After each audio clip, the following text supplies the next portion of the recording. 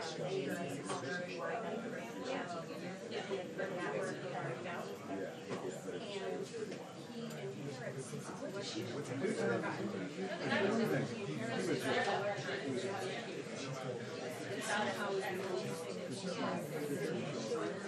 mean, it's possible. Trust stage, usually not laying out. Right at night. I'm gonna go back and try again. I don't know why. I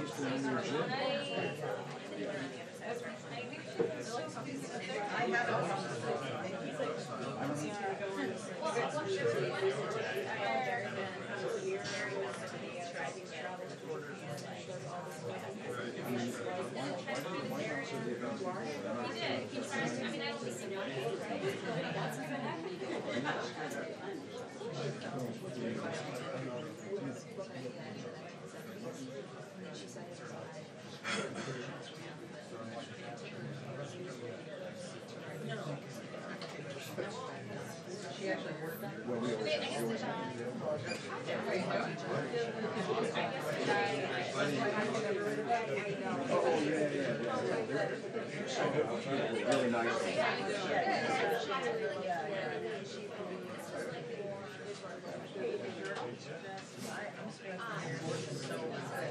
Yes, I'm excited.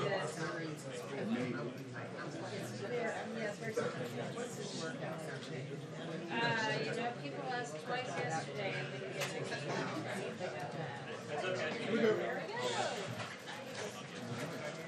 Good afternoon. Good afternoon. A short time ago, President Trump signed into law the Right to Try Act. As you will recall, Right to Try is a major priority for the president. Every year, a new tool to fight and make potentially life-saving decisions about their treatment right here at home. With the president's signature, the federal government joins with 40 states that have taken the innovative approach and approved the right of terminally ill patients to try potentially life-saving drugs.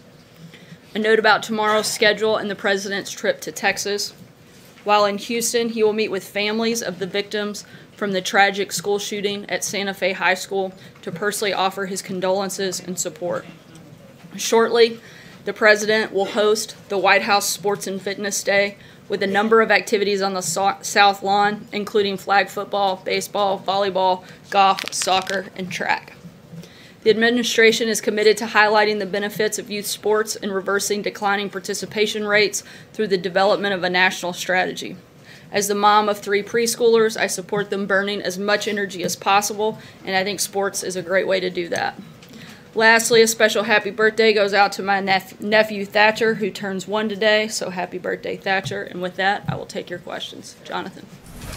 Sarah, now that Trey Gowdy, who has actually seen all the classified information on what the FBI was doing, says that there is nothing to the allegations that they were spying on the Trump campaign, and in fact, Gowdy says that the FBI was doing exactly what they should have been doing. Given what Trey Gowdy has said, is the president prepared now to retract his allegation that the FBI was spying on his campaign?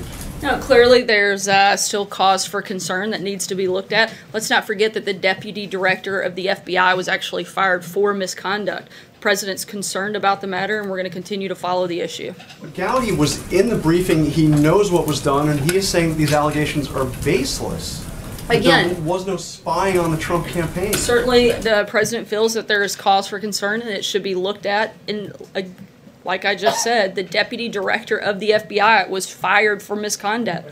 There are I'm not finished. There are a number of things that have been reported on and that show, I think, not just for the president, but a number of Americans, a large cause for concern, and we'd like to see this fully looked into, and we'll continue to follow that matter. Steve, what evidence? What evidence sorry, Jonathan, we're going to keep moving so you guys can see the president. What does Secretary Pompeo need to hear from the North Koreans today at the meeting in New York for the summit to go forward? We're continuing to prepare for the meeting between the president and the North Korean leader. As the president says, if it happens, we'll certainly be ready.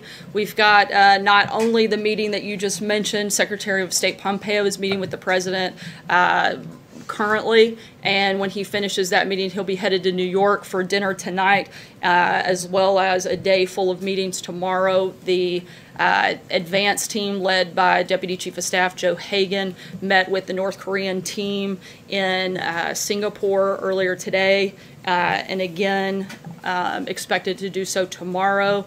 And we want to thank our strategic partner in Singapore, who's been incredibly generous in agreeing to host the summit, and the President's very appreciative of Prime Minister Lee for all of their efforts. We also have reports back from the DMZ. The U.S. delegation led by Ambassador Sung Kim met with North Korean officials earlier today as well, and their talks will continue. So far, the readout from these meetings has been positive, and we'll continue to move forward in them.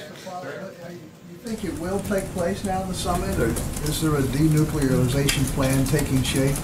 The conversation is going to be focused on denuclearization of the peninsula. That's what these ongoing conversations taking place now will be centered on, as well as this summit that would take place in Singapore. And we're going to continue, as long as that is part of the discussion, we're going to continue to shoot for the June 12th and expect to do that. Zeke? Two questions for you. First on North Korea.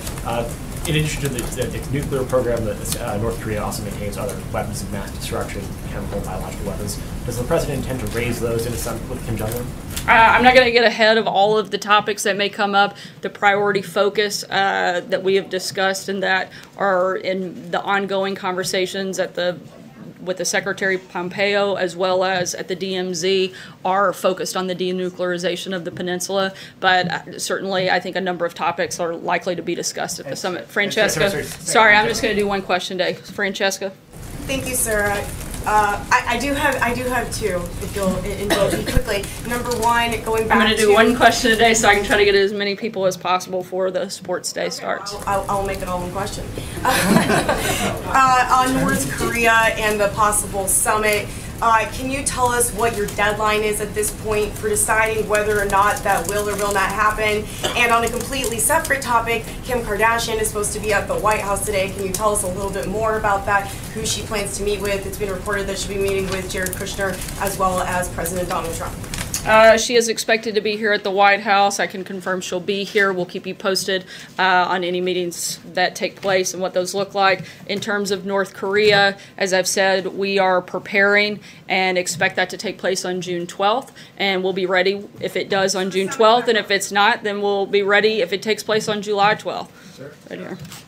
If the Attorney General is not living up to the President's expectations, if he is so frustrated with him, why doesn't he just fire him instead of sort of nursing this grievance so publicly?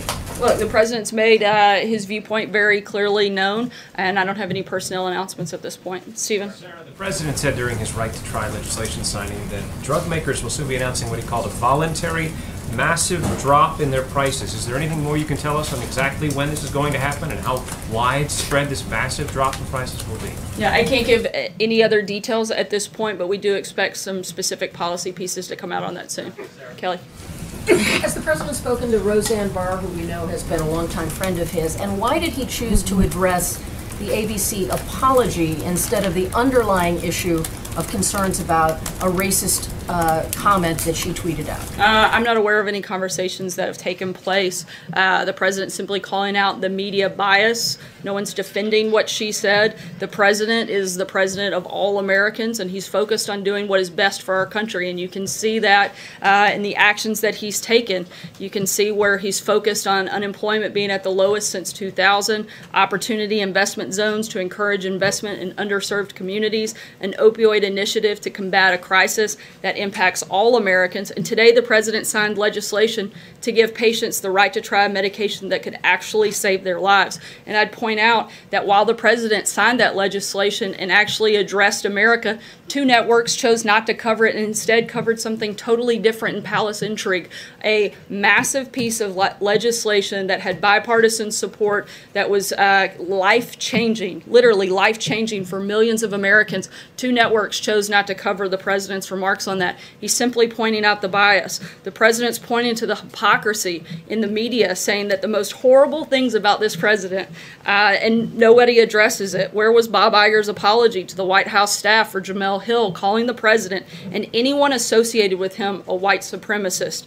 To Christians around the world for Joy Behar calling Christianity a mental illness? Where was the apology for Kathy Griffin going on a profane rant against the president on The View after a photo showed her holding President Trump's decapitated head? And where was the apology from Bob Iger for ESPN hiring Keith Olbermann after his numerous expletive-laced tweets attacking the president as a Nazi and even expanding Olbermann's role after that attack against the president's family? This is a double standard that the president is speaking about. No one is defending her comments. They're inappropriate, but that's what the point that he was making. Sarah. Matthew. Thanks, Sarah. Does the White House have any evaluation of its own of the recently released study estimating that more than 4,600 people died in Puerto Rico as a result of Hurricane Maria? And if that number is accurate, does this indicate the administration's response to the storm was inadequate? But the president takes the situation in Puerto Rico extremely seriously, and the administration has been monitoring that from the beginning. We've been supportive of Governor Rozela's efforts to ensure full accounting and transparency, and those who have suffered from this tragedy.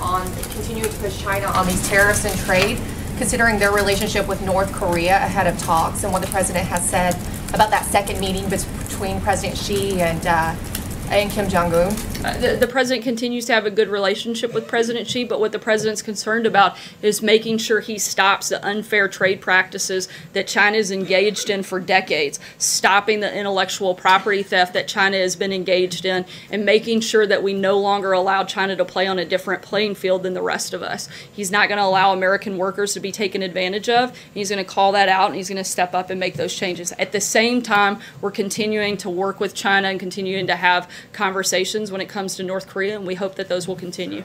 John? Thank you, Sarah. Given the turbulent political situation in Italy right now, is the administration monitoring it as well as the devastating effect it appears to be having on the markets in Southern Europe? And will the president consider strong intervention in that situation through the IMF, very much as the previous administration did with Greece 2 years ago? Italy is one of our closest allies, and we look forward to continuing to work closely with the new government after it's formed. We recognize that Europe is composed of free nations that, in the great tradition of Western democracy, are able to choose their own paths forward. I don't have anything about the United States' specific involvement, but certainly we're continuing to monitor that and stay in very close touch with our allies. Jennifer? On the scale of no tariffs, the extension ends again soon.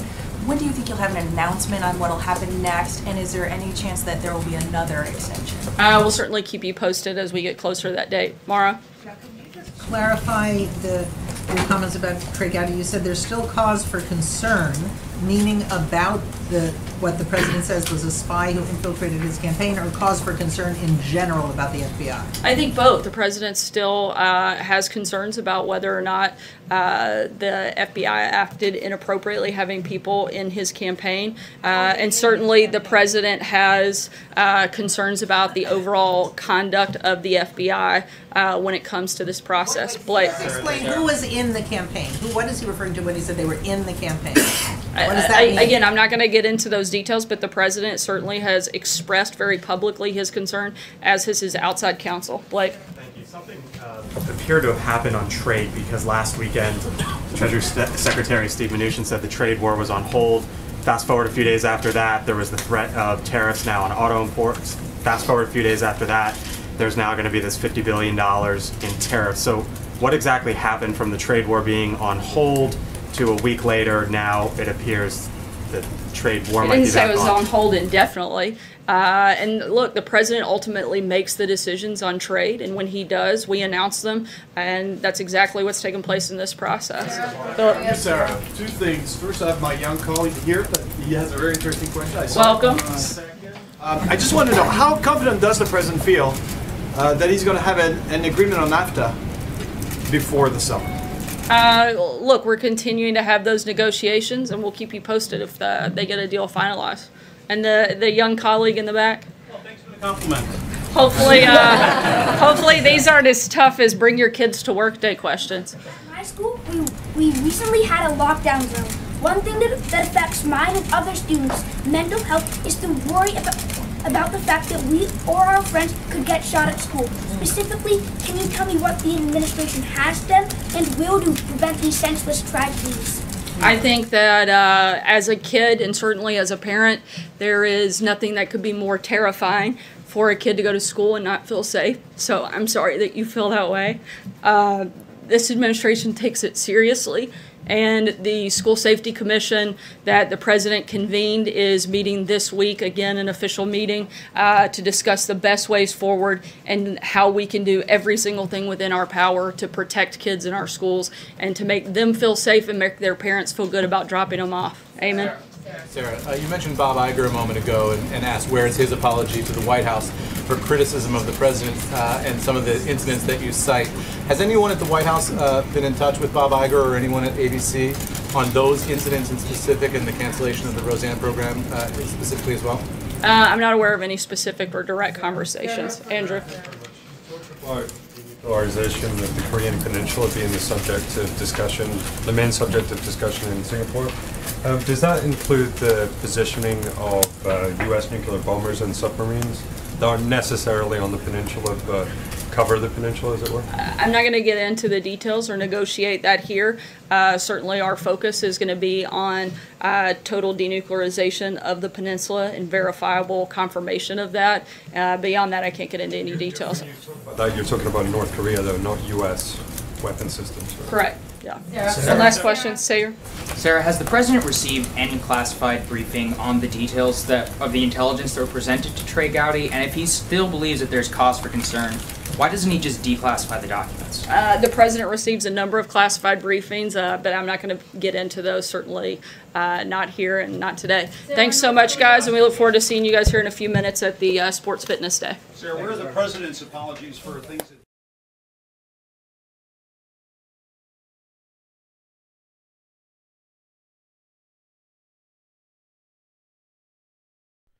All right, folks, thank you very much for joining us and choosing us as your stream of choice. Sarah Sanders did a very good job today, making sure that she answered all the questions. The questions were all over the place today, which is a little bit of a better briefing because they didn't focus on one thing, that is attack the president, attack the president, attack the president. That's their main goal every single time, is just to attack, attack, attack. But this time they did ask, here and there a few questions that were not all about attacking the president, which is good. So that's a little bit of progress, I guess, just for today. And yeah, so thank you very much for tuning in. Thank you so much for sharing the stream on social media. Also, thank you for smacking the thumbs up on this live stream. It helps out a lot. If you are new to the channel, make sure you guys subscribe and also make sure you click the notifications bell. That way you get a heads up when we go live. Thank you so much for tuning in. We welcome you and we hope to see you guys here next time. My name is Jen. I'm from Golden State Times, and I'll see you soon. Peace.